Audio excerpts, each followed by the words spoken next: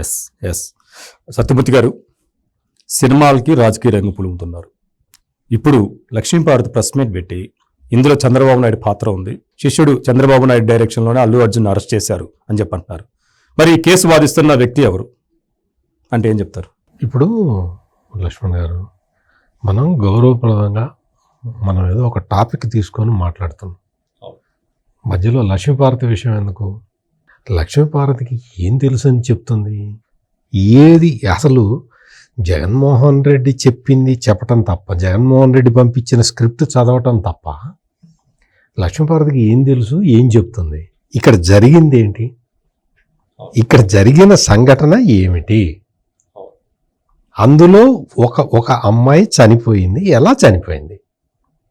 ఇది ప్రధానమైన ప్రశ్న. ఈ ప్రశ్న నుంచి ఉద్భవించిన డెవలప్మెంట్స్ ఇవన్నీ కూడా.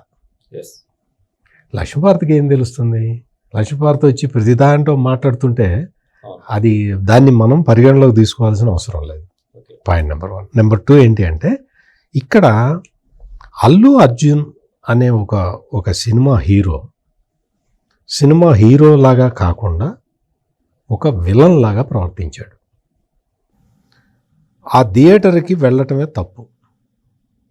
ఆ థియేటర్కి వెళ్తున్నప్పుడు ముందర పోలీసుల అనుమతి తీసుకోకుండా వెళ్ళటం ఇంకొక తప్పు. పోలీసులు వద్దంటున్నా ఓపెన్ టాప్ జీపు ఎక్కి అభిమానుల్ని పలకరించటం ఇంకొక తప్పు.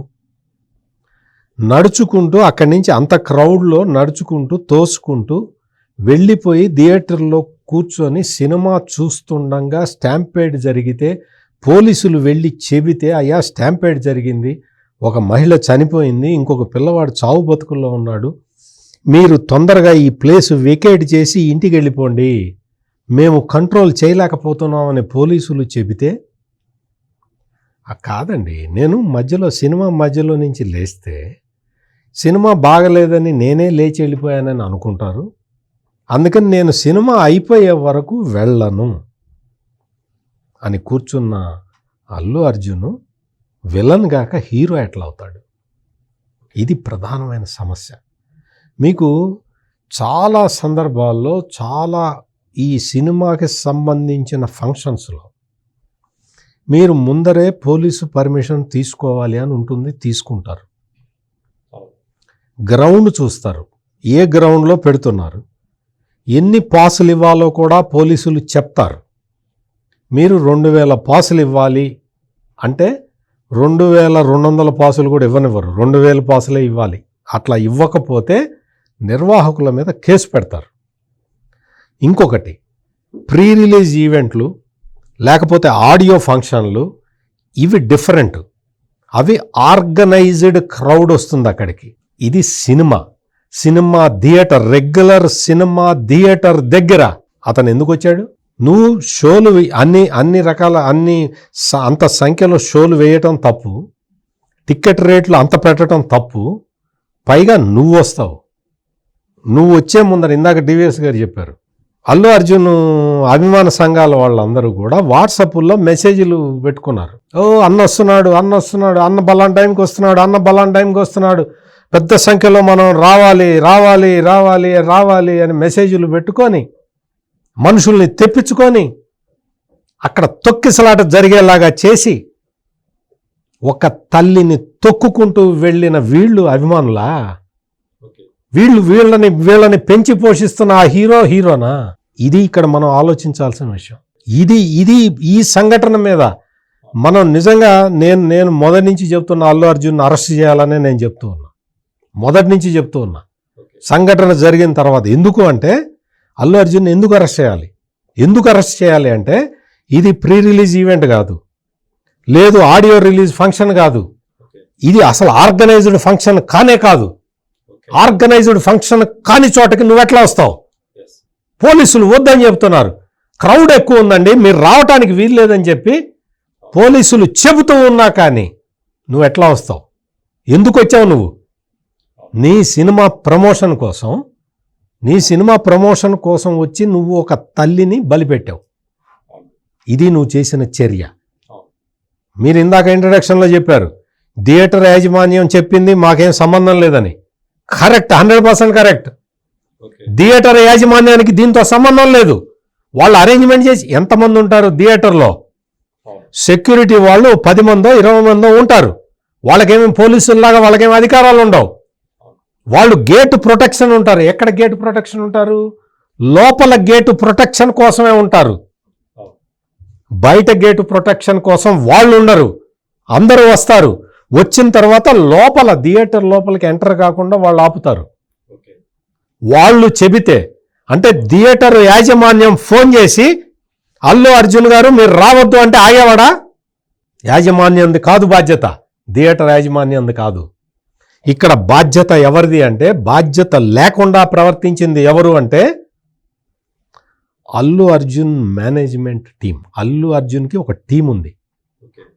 ఆ టీం వాళ్ళు బాధ్యత లేకుండా ప్రవర్తించారు.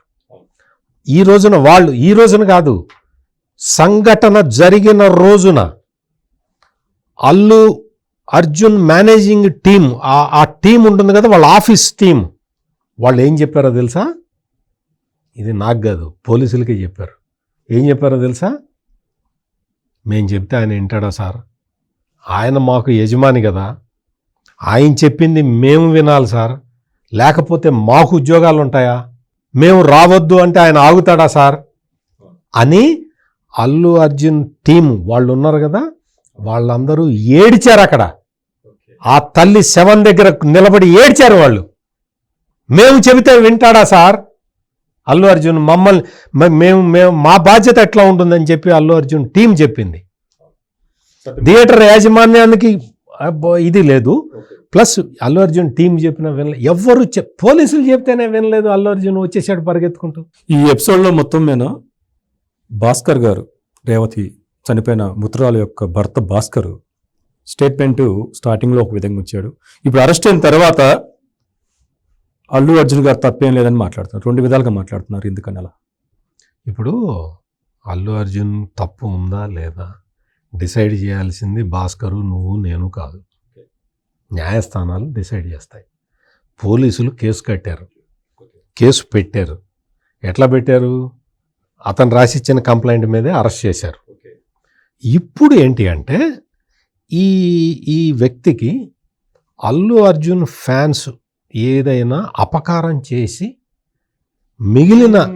మిగిలిన ప్రాణాలకి ఏదన్నా థ్రెట్ ఉంటుందేమో అని ఆ పిల్లవాడే ఉందిలే, ఆయన భయపడటం సహజం. ఫ్యాన్స్ వల్ల, ఈ ఫ్యాన్స్ చెప్పాను కదా లక్ష్మణ్ గారు, ఒక తల్లి కింద పడి అల్లాడుతుంటే తొక్కుకుంటూ పోయిన జాతి ఇది.